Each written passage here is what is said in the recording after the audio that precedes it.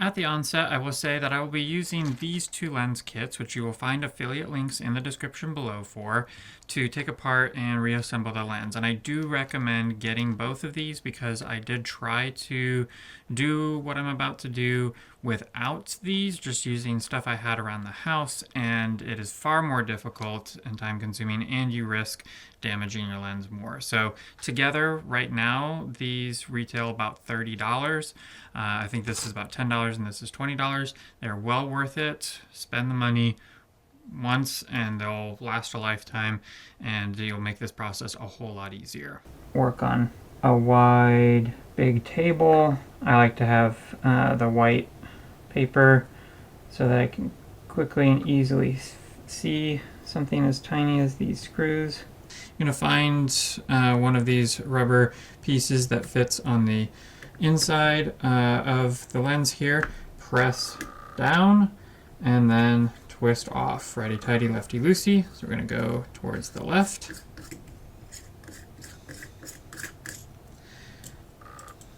Yep. So it slips off, just like that. And then you will see 3 screws.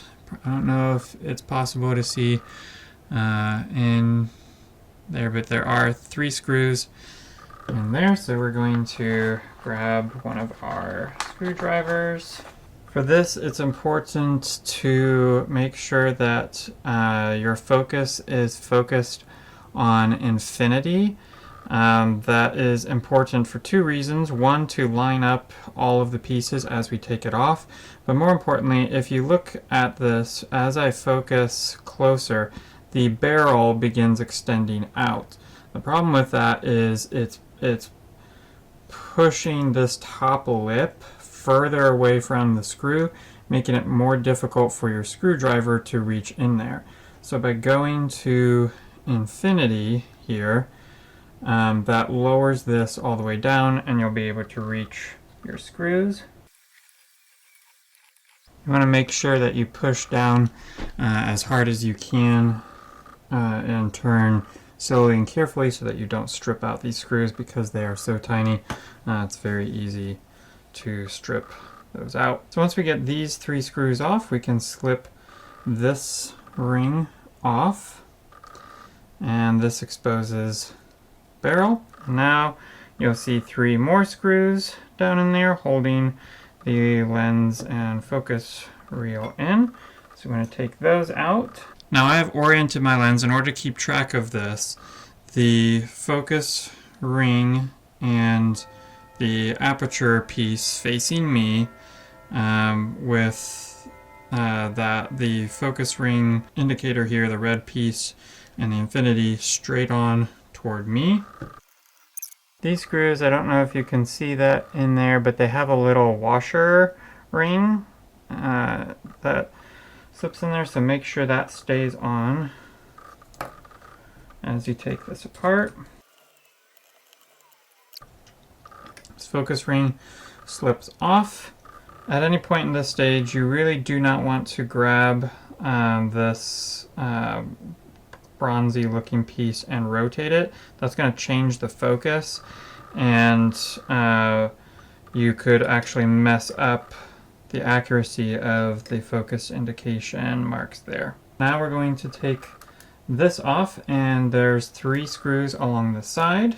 So I had to modify one of these eyeglass screws because it was too small for the flathead that came with this kit.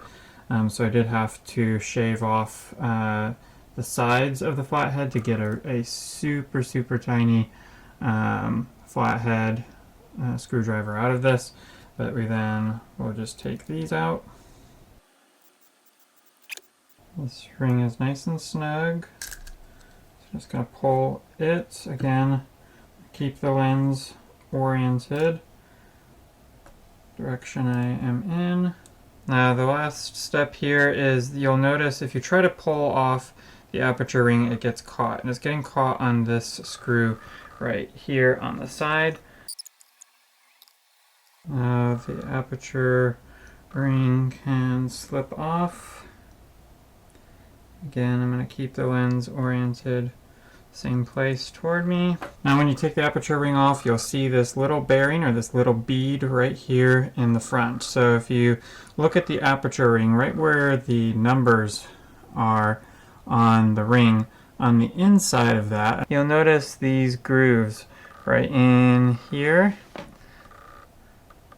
that are, there's like a slot running along the side of, or in the same direction as the ring, and then there's grooves perpendicular to that. That is what makes the aperture stop in these very specific places, but also gives the click. So this bead that is in here fits within the grooves and goes from one groove to the next and gets you very precise aperture readings. So that's the bead right in there, and we're just going to remove that. Just kind of shake it upside down and that bead will pop out. I like to keep my bead just in case I ever want to put it back in and re-click it for a photographer if I'm going to sell the lens or something like that. I don't see myself ever doing that, but it never hurts to keep the bead just in case. Alright, so now we are ready to reassemble, and this is where you can get into some of the tricky parts, so follow along carefully. We're going to go back the way we came, and I'm going to start with 8 right in front of me. Line that up, slip that down as far as that will go, and then I need to find that big screw, and this is going to go in that stopper place. I'm going to put the focus ring underneath the front of the lens, grab the screw with my needle nose pliers, just need enough till I get it started. Okay, and then I want to make sure that I push this aperture all the way down, and as I do this I want to test the aperture and just make sure everything's working. So I'm going to open it or stop it all the way down, and I can see that the blades are all the way closed. Open it all the way up, and I see that it opens the aperture up, closes all the way down, so it is working well. And next is the indicator for aperture. Slip that all the way in, and then we are going to screw those back in. I want to just test my aperture, make sure that it's smooth and fully working. There's always a chance that as you screw this in, maybe you didn't push all the way down here, and now this aperture ring is loose, and so it has a lot of play forward, backward, like this. If that's the case, then you need to loosen these 3 screws, push this all in towards the back of the lens firmly, make sure everything is lined up here, firmly push that way, then tighten those screws back, and make sure that it's still loose enough that you can fully close it down, fully open it up without it being too tight that you can't easily make that rotation. At every stage, check your work and make sure that the lens is functioning properly. Line this up. Again, the focus needs to be at infinity. So we're going to start at infinity. The screws that have the little washer, that washer is going to be just wide enough to go out over the lip of this, and so it's going to bind the lens housing right here. If you were to rotate this, you would start to see the lens shifting for infinity. You really don't want to do that because you'll get it out of focus when putting it back together. So just leave that as is. So now we're going to put the focus ring on, remembering that we were at infinity, so we're going to put this at infinity. Needle nose pliers, and grab the screws that have the washer on, making sure the washer stays in there.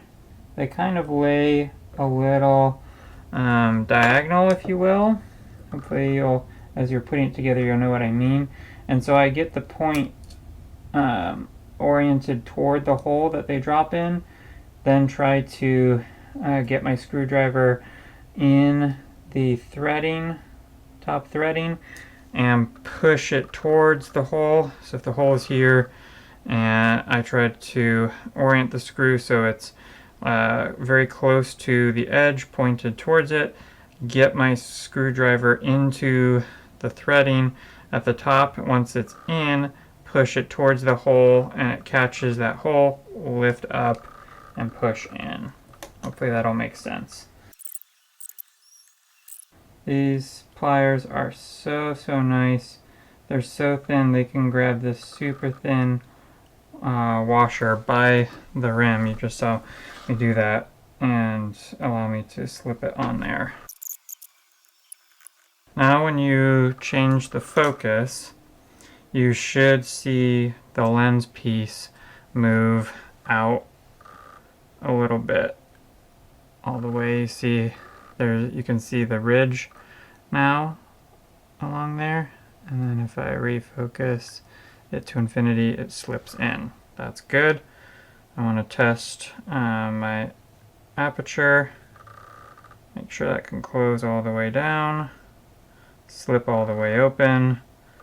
It does so with ease. Make sure I can get full focus from infinity to 0.4 meters or 1.4 feet, and that those line up and it's working.